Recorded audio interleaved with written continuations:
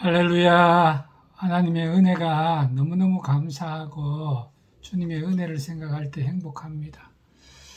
주님의 은혜가 어떨까요? 은혜라는 건 정말 한량 없습니다. 오늘 에베소서 1장 말씀 보면 우리 하나님께서 그 기쁘신 뜻대로 우리를 예정하사 그랬습니다. 우리를 예정하셨다는 것은 선택하신 것이고 우리를 위한 좋은 계획, 복된 계획을 세우셨다는 것을 의미합니다. 하나님께서 우리를 이 땅에 보내시기 전에 우리를 위하여서 천지 만물을 지으실 뿐 아니라 부모님을 두시고 또 주변 환경들을 미리 다 마련하셨다는 거죠. 우리 영혼 구원에 대해서도 말씀을 준비하신 것이거든요. 어제 목사님들 모임이 있어서 늦게 참여를 했습니다. 그리고 어느 목사님 한 분하고 이런저런 이야기를 나누게 됐는데 그 목사님이 그 전날 그 칠곡 북삼읍에 다녀오셨다는 겁니다. 그래 왜 갔냐 그러니까 교회 개척 예배를 드리는 일이 있어서 갔다 왔다 그랬습니다. 그 교회가 어떠냐 하니까 옆에 다른 교회가 하나 있고 그 옆에 건물 1층과 2층을 사용하도록 준비하셨다는 거예요. 근데 그 목사님이 어떤 분이냐 그랬더니만은 우리 교단에 신학을 하시고 중국에 가셔서 16년 동안 중국 선교를 위해서 헌신하다가 오셨는데 이제 중국 당국에서 한국 선교사들을 이제 입국을 금지하고 추방을 하니까 어쩔 수 없이 한국에 나와서 이제 기도하던 중에 교회를 개척하게 되셨는데 이제 이전에 교회 하던 자리를 이어받아서 이제 교회를 하시게 됐다는 겁니다. 근데 이 교회를 하시는 동안에 시작하면서 어떤 일이 벌어졌느냐 하니까 이제 선교사로 있다가 나왔으니까 자금이 충분하지 않는데 이 두 층을 뭐 구입하셨는지 빌렸는지 모르겠지만 그 필요한 돈이 큰 돈이 수억의 돈이 필요했는데 중국 교회에 그 가서 헌신하셨던 교회와 성도들이 목사님이 한국에 나와서 교회를 개척하신다는 소문을 듣고 십시일반으로 마음과 뜻을 모아서 헌금을 해서 5억 원이라는 거액을 보내왔다는 겁니다. 이야 정말 그 이야기를 듣는 순간에 깜짝 놀래 정말인가 싶기도 하고 또 중국의 부자들도 많고 또 중국도 형편이 좋아졌으니까 할 수도 있겠다 싶지만 쉬운 일은 아니죠.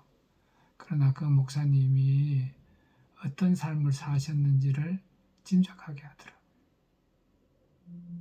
그 목사님이 온 마음과 힘과 뜻과 정성 자기를 온전히 다 헌신하는 그런 사역을 16년 동안 하시지 않았겠느냐.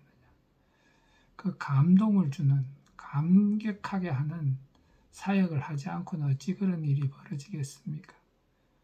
아마도 자기의 모든 것을 다 헌신했던 것이 분명한 것입니다. 여러분들 이 선교사님을 얻은 것이 감사하고 선교사님 통해서 은혜 받은 게 감사하고 예수를 안 게 감사하고 구원 얻은 게 감사한 이 사람들이 이제 그 은혜를 기억하고 있다가 보답을 한 거죠. 하나님께도 감사하고 또 한국교회에도 보답하는 이런 일이 일어났다 그랬습니다. 근데 오늘 본문 말씀을 보면 어떤 말씀이 있느냐니까 예수님을 보내신 하나님께서 예수님을 보내시기 전에 우리를 위하여 예비하셨다는 겁니다. 예비하셨다. 뭘 예비하셨냐? 우리의 구원을 위해서 예비하셨다는 거죠. 오늘 예수님이 누구십니까? 어떤 분이십니까? 찬송가 96장에 보면 예수님은 누구신가?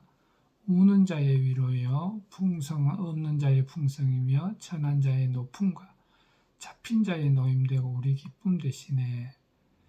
또 2절에는 예수님은 누구신가? 약한 자의 강함과 눈먼 자의 빛이시며 병든 자의 고침과 죽은 자의 부활되고 우리 생명 되시네. 3절에는 예수님은 누구신가? 추한 자의 정함과 죽을 자의 생명이며 죄인들의 중보와 멸망자의 구원되고 우리 평화 되시네.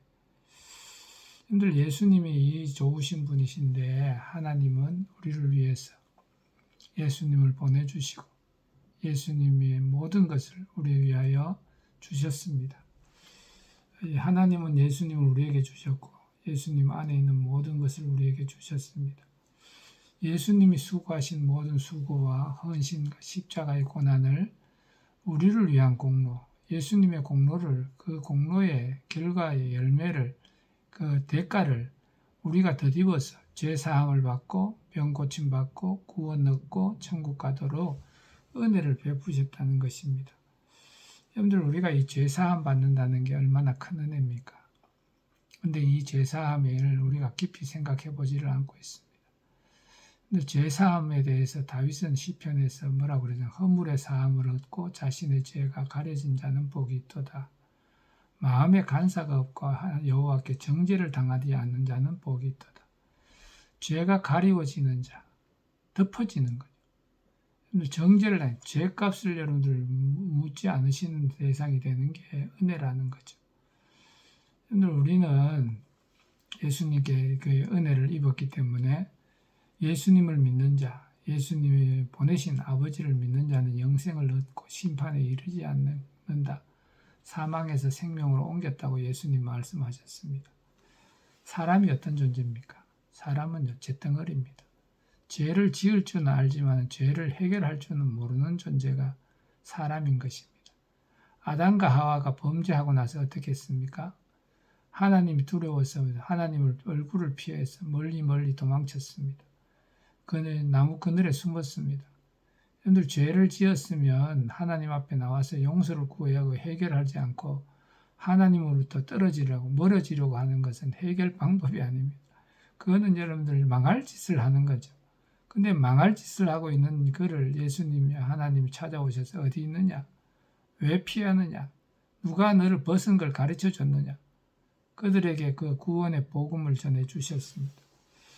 여러분들 이 죄 문제에 대해서 제가 경험한 간증이 있습니다. 그게 뭐냐니까 오래전의 이야기인데 그 어느 교회 권사님이 자기 아버지가 그 암에 간암이 걸리셨다는 거예요.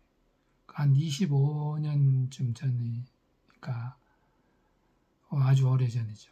지금보다 의술이 어떤 그때는 간암 상기다 이렇게 죽는다고 생각할 텐데 그래서 대구의 어느 병원에 대학병원에 입원해 계셨습니다. 그 전도를 좀 해달라는 거예요. 근데 이분은 어떤 분이냐니까 자기 형제들을 다 전도하고 어머니까지 전도하고 이제 아버지만 남은 겁니다. 형제들이 여럿이 많아요. 그 많은 형제들 다 전도하고 그랬던 분인데 저는 형제를 전도한 적이 한 번도 없습니다. 왜냐하니까 제가 태어날 때 모태신앙으로 태어났었고 저희 형과 누나는 모태신앙은 아니지만 어렸을 때 어머니가 저를 낳기 전에 예수님을 영접했기 때문에 어려서 어머니 따라 교회를 다녔죠. 그래서 그분에게 전도를 해달라는 게 부담스러웠어요. 그러나 여러 번 당부를 해서 갔지요. 병원에서 전도를 했지만 씨도 먹히지 않는 겁니다. 이거 큰일 났다. 안 되니까 그냥 할 수 없지 하고 돌아서 나오는데 병원 그 병실 문을 딱 나온 순간에 갑자기 하나님이 생각을 주신 거예요. 어떤 생각이냐니까 딱 들어가서 물었습니다. 그 아버지는 수양을 많이 하고 돌을 닦는 그런 분이에요. 죄를 안 짓고 살려고 애를 쓰신 분이죠.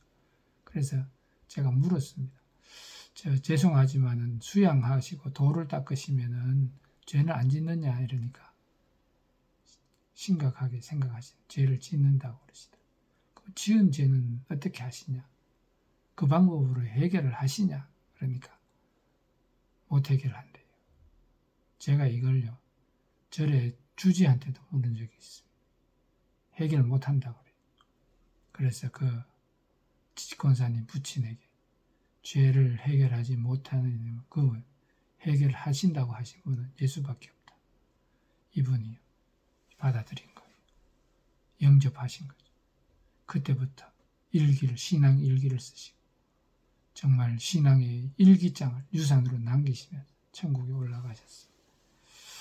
여러분 죄는 질 줄 알아도 해결 못하는 우리 이 죄를 누가 해결합니까? 대통령이 해결합니까? 의사가 해결합니까? 선생이 해결합니까? 목사가 해결합니까? 아닙니다. 여러분, 죄를 해결할 사람 한 명도 없습니다. 사람은 다 죄인이고 해결할 능력자는 없습니다. 죄를 해결하실 분은 예수님밖에 없는 줄로 믿습니다. 그 예수님을 우리에게 보내셨습니다. 예수 안에 있는 모든 것을 우리에게 주시기 위해서 이 십자가를 지게 하신 것입니다.